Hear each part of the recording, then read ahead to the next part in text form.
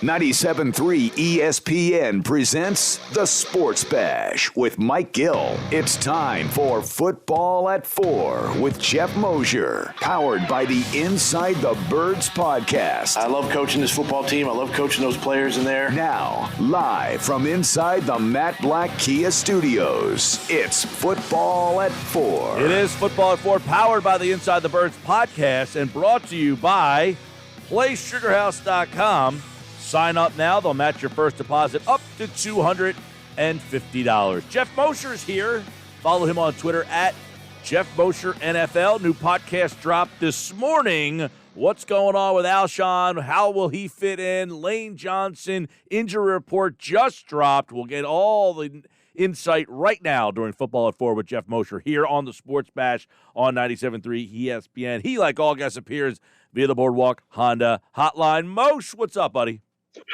How are we doing, fellas? We made it to Friday. We did make it to Friday. We are ready to go. It's Eagles-Giants week 2, by the way. Add that little nugget into the mix. And this game actually has a little bit of a meaning because, hey, the Giants win this thing. They are right there. But the Eagles win this thing, and they can really kind of separate themselves from this bunch because these teams are running out of time. And, look, I think most people feel, see if you feel the same way, whoever wins the most division games is going to win this division. Yeah, I think that's fair to say. The way it's so tight, I agree with you. And everybody kind of playing the same schedule. So all the teams that you think the Eagles are going to either lose to or beat, you're probably feeling the same way about those teams regarding the Cowboys, the Giants, and Washington too. So yeah, I would agree with you. Whoever has the best division record, probably going to win the division. That's probably the way this thing will go. So a big win this week for the Eagles would put them in a pretty good spot. All right, how will they get it done? Let's see. Fletcher Cox did not participate because of an illness, but the likelihood is that he will play on Sunday? Yeah, I would think so. He was being held out for an illness, not COVID related. He has, missed practice or things like this before and been able to play. So as long as nothing is, ailing him too bad that he can't get out of bed, I assume he's going to play. Craig James is out for the game. Not a huge loss there. Also considering that Crayvon LeBlanc looks like he will be back and ready to go. So I guess the other big questions, you got Nate Herbig still on this list, Jack Driscoll on this list, Lane Johnson on this list. I guess Lane Johnson is interesting because if he can't go and Driscoll can play, does Driscoll get the call at right tackle, or is that Jordan Mailata?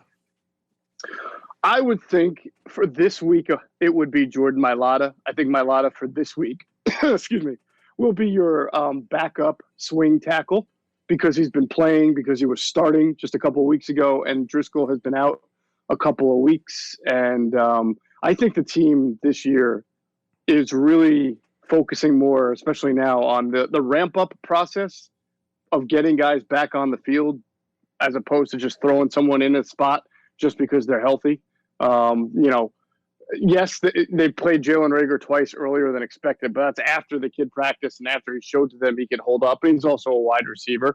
But I do think you heard Doug talk about Lane Johnson and Isaac Seumalo and how they've been limited in their practice at times. He said it's a little misleading. He doesn't want people to think that they're only doing stretching individuals, but they're limited because one of them has been nursing a season-long injury and the other hasn't played since the second week of the season. So, and I'm just making a guess here, but I would think that they've taken it slowly as the week has gone on with Seumalo to try to kind of build him up to be ready for the game, because with all the injuries and all the crazy kind of IR rules this year, I think you have seen guys go on IR, come back, play, go limping right off. I mean, I think that they're trying to do this thing the right way.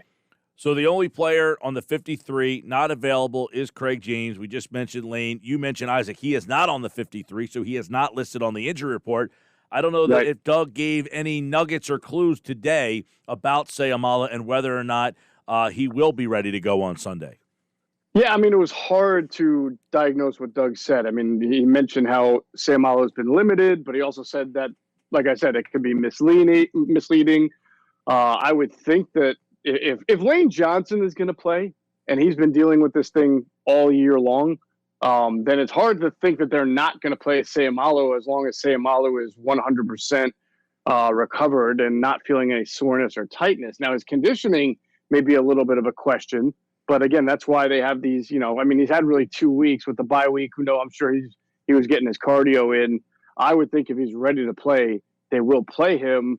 The only guy out being Craig James, is it a big deal? It's not a huge deal, but it kind of is if a starting corner gets hurt, right? Because they're not very deep behind Darius Slay and Avonte Maddox. And you saw against the Cowboys, when Slay came off the field, they had to go all the way down to Michael Jacquet to get in there to play the outside corner role. They really don't want to have to play Crayvon LeBlanc or even Nickel Roby-Coleman outside unless they absolutely have to. But you really don't want to do that against the Giants, who can give you a little bit of size on the perimeter there. They can even put Ingram out there at wide receiver a little bit. So you would like Craig James to be healthy in this situation, but they will have to make do without him. Another name on this injury report is Alshon Jeffery. He was a full participant in practice. We kind of hypothetically talked about this all season long, it seemed, anticipating his return. But what is Alshon Jeffery's role going to be?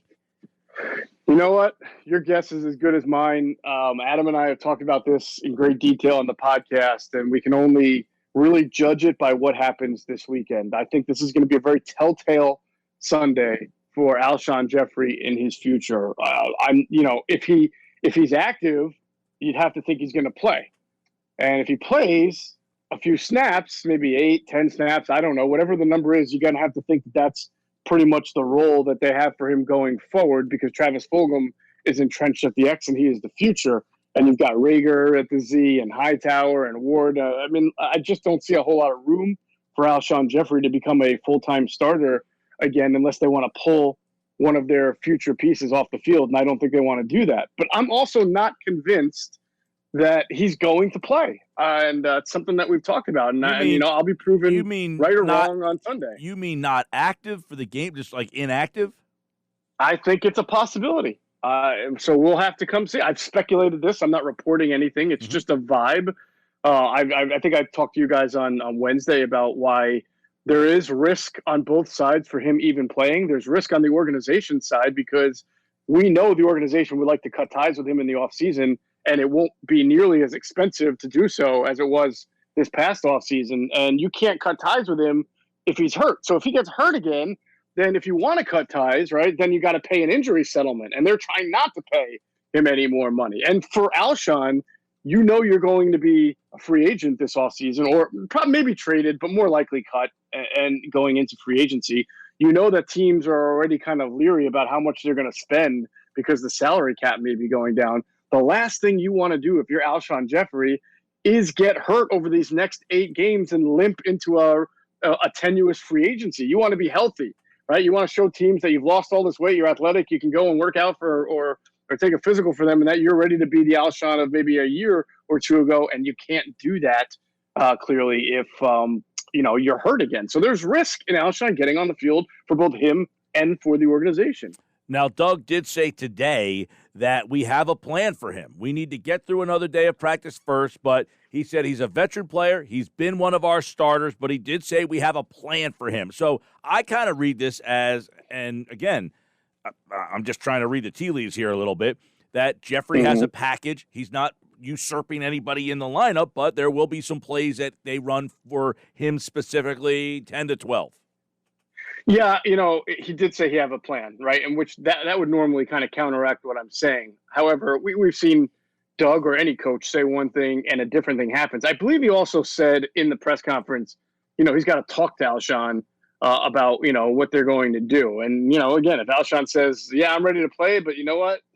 I'd rather just not, then they have to kind of, navigate around that if that situation were to occur. Again, I'm not reporting it. I'm just simply kind of speculating because I've seen some crazy things happen in this league, and it's been very odd how Alshon they thought was going to be ready for, to go by September, early October, and it's now, mid-November, and he still hasn't played yet. How big, obviously, if Seumalo plays, okay, and they can get him back, and let's start with that. If Seumalo doesn't play, does that change anything, or do they just throw, does Herbig go to – what happens if Seumalo doesn't play, I guess? That really hasn't been brought up. Yeah, well, I think it becomes a situation again where Nate Herbig plays left guard and Matt Pryor plays right guard. So again, that's kind of what they've done with him out so far, and when they've been able to use those two guys, and when Pryor was not on the COVID list, he was able to get in there and play, and that's what I think they would do. I think the big question is if Seumalo is going to play. He's not on the 53-man roster right now. He's on an IR. So when he gets activated, what happens? I mean, I think the likeliest guy to go is Brett Toth because they don't really want him playing in games, even though he's had to already. But the Eagles have 10 offensive linemen, I believe, on their 53-man, which is two more than they would normally carry. So, I mean, you got guys like Luke Jariga taking up spots right now. Sua Opeta, I believe, is still on the 53. And these guys with Seumalo back just have no shot at getting on the field. So it'll be interesting to see if one of those guys goes or if there's another, transaction made at a different position. Miles Sanders returning is obviously huge, but how do you think Boston Scott being a Giants killer, if you will, impacts the way that Doug Peterson might approach this from a running back perspective? Yeah, I think Giants notwithstanding, Hunter, I think the thing that they really need to do is figure out how to get Boston Scott maximum production in the minimal reps that he's going to have in a game when Miles Sanders is back, because Boston was clearly a productive player while Miles Sanders was out. Not as much as Miles, but productive enough. And obviously the big catch against the Giants. But in those games that Miles Sanders has played, it seems like Scott and Corey Clement just completely disappear. And then when they're called on, there's just really nothing special there. So I feel like Doug's got to dig a little bit deeper into the playbook and into his creativity to figure out ways to keep those guys more productive. I don't know if you can get them more involved. I mean, think about it right now. You got Fulgham do what he's doing. You got Rager back. You're going to have Dallas Goedert back. You have Miles Sanders back. I'm not sitting here saying you got to put the ball in Boston Scott's hands 7 or 8 times a game or even 5 or 6. It may just be 3 or 4, but you've got to – it can't just be a run up the middle. You know what I'm saying? I think you got to figure out a way to get him on the quick stuff and capitalize on his strengths in those minimal snaps that he's going to play. Yeah, I agree with that. That's a great point, is that it seems that when he has Boston all to himself, he has a good plan for him, but he can't figure out what to do with them in limited time. And we talked about this Wednesday. There's no injury designation at all for Miles Sanders. Full participant. He's going to play in the game, obviously, it looks like. But can he carry the load? And I wonder if Doug adds more stuff for Boston with that in mind, is, hey, maybe Miles just isn't ready to give him the workload that I've given him. Yet at the same time, we're saying they got to give more work to Sanders. I know, right? It's funny because I think like 3 or 4 weeks ago, Doug wished he would have had enough offensive weapons to have to build a nice, well-balanced playbook around. And now it seems like we're talking about guys that he has to incorporate somehow into the game plan and how difficult that might be for him. We saw it earlier that he seemed reluctant to want to play Miles a lot in the fourth quarter early on. Miles missed a lot of training camp, missed the first game of the season. By the way, this is only going to be the second game, I believe, where both Jason Peters and Miles Sanders are playing in the same game, right? Because Miles missed week 1, and then he came back week 2. Jason played, and Jason got hurt at the end of week 3 against the Bengals, Jason Peters. So really just those 2 weeks were Miles Sanders and Jason Peters together. So I thought Jason did a really nice job, especially in run blocking against Dallas on the backside of a lot of those runs. So, and that's an area that Miles likes to cut back into. So it'll be interesting to see how that works. But yeah, I think in general, Doug's got to figure out a way to kind of make these moving pieces work. And that goes back to Alshon. I just don't see how he can have so much of an expanded role or even who knows how many snaps he'll get with him coming back. I guess if Alshon is healthy, there's a situation, a strong possibility that J.J. Arcega-Whiteside is a healthy scratch. Yeah, that's a good question. So if Alshon would be active, he'd be 1, Fulgham would be 2, Rager would be 3, Ward would be 4, Hightower would be 5. Yeah, Arcega-Whiteside is theoretically 6. I think that and he doesn't really play on special teams, if I'm not mistaken. So I think that there's a chance that might happen. Yeah. That would be interesting writing on the wall there to see what happens with him in his future. Yeah, go ahead. Right, and that goes back into it. Like, I know Arcega-Whiteside doesn't play a lot of snaps either on offense, so he's taking up a spot per se that could go to somebody. But are you gonna have Alshon take up a spot here or continue to take a spot and not, and be active when the game plan is really only to get him the ball 5 or 6 times. I mean, you have to be smart about who's on your 53 and who's not because of injuries that happen during the game. At least Alshon serves a purpose in the. You could use him as a red zone guy, right? I mean, Arcega-Whiteside has Zippo purpose. Well, that's how we tend to think, right? But I bet you if you talk to the coaches, right, and there is a little bit of truth to this, when they do want to run and go a little heavy up front, they get Arcega-Whiteside on the field, and he has been a good blocker. I feel like I sound like Chip Kelly and the Riley Cooper thing. But, I mean, that's what they use him for. And we've seen on many of Miles Sanders' runs that he has been a good downfield blocker on them. That's an important part of the game that, sometimes we just go, but it is important. So they will have to actually decide on whether they at least want that for a few snaps or the potential of Jeffery maybe in the red zone for a few snaps. Fair. I want to get your take on Goddard.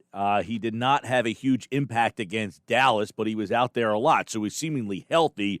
The Giant linebackers up against Goddard this week. Can Doug Peterson say – because Goddard, I thought in week 1, it looked like he was going to have a breakout year, and, I mean, that seems like almost 2 seasons ago. I can't remember the last time Goddard caught a pass, it feels like. I know he's been hurt, but I feel like they felt that Goddard had more of an impact in the offense than they're getting.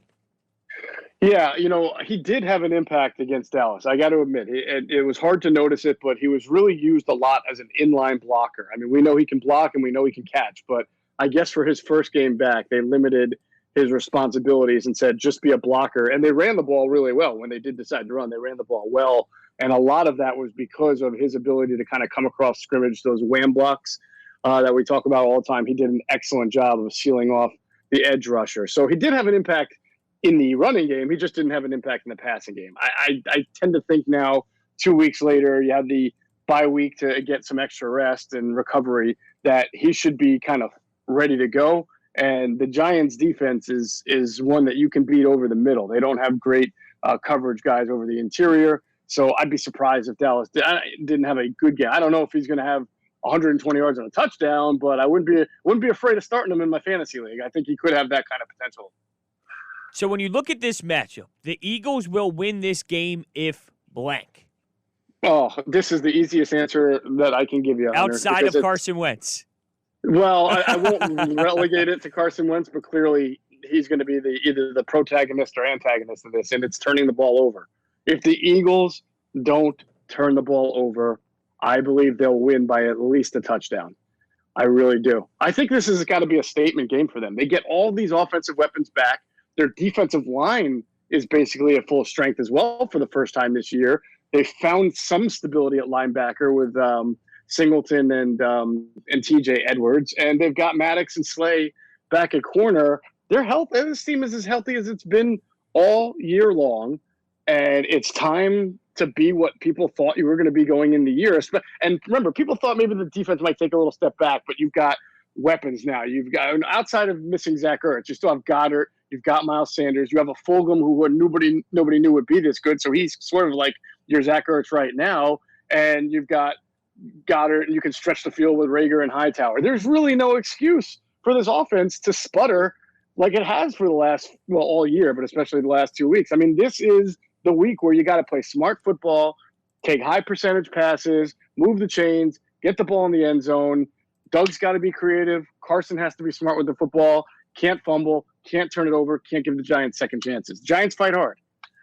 They do, and you mentioned Fulgham. I mean, I just, because Bradbury's a pretty good player, and I'm trying to remember back to the game they played last time. I mean, Fulgham had a pretty good game in that game, and if they we had Sal on earlier, and he mentioned why the Giants are a bad match defensively because they have a zone defense, they don't blitz a lot, and that Carson has been having problems reading the zone defenses, that the inaccuracies he's had, problems with the zone, that he's just not finding open receivers. And I'm wondering, hey, you got Bradbury, you're trying to go away from him. Does that kind of take Fulgham out of this game?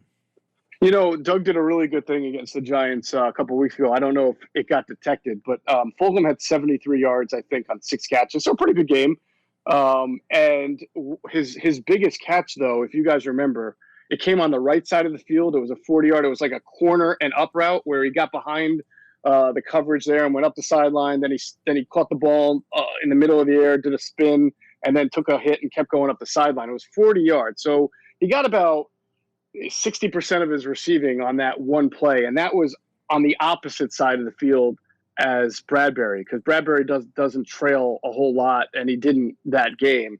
So I thought it was a good job by Doug to at least get Fulgham, his best weapon at the time, moved off of their best corner. And I suspect that he's going to try to do that a little bit this game too. Throw a couple of – I'm sure Fulgham will spend most of his time at the X, but I think you'll see Fulgham probably line up slot, probably line up at the Z and just move around. I think that's Doug's kind of mission for the next 8 games with Fulgham, because all of this is so new to Travis, right? And I think that sometimes you see guys get off the hot starts in their, whether they're a rookie or year 2, and then kind of settle back in or regress to the mean where the defense pays attention to them a little more. So I think Doug's really got to make sure that Travis is fully invested every single game and keep the offense lively around him so that the ball is constantly in his hands. The last thing with the wideouts, I wonder, and I don't know if they've said this inside the organization, or if they feel like they're not getting as much as they hoped from Rieger. Because you already had people who are like, they should have taken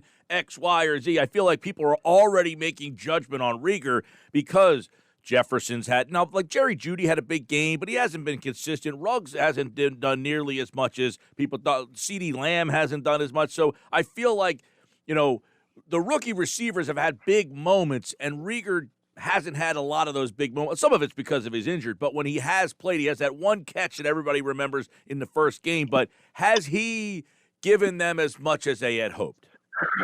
Well, I think the injuries really are why he has not. It's more that than he's missed so much time because of that surgery that it's been hard. You're right. He had that nice week 1. He got hurt, I think, in week 2, right? I think it came against the Rams, yeah. The Rams, yeah. And then he was out for so long. He came back. I think we think differently a little bit about his game against Dallas if he actually caught that ball at the end there, which he should have caught. I know it wasn't perfectly thrown, but he should have caught that.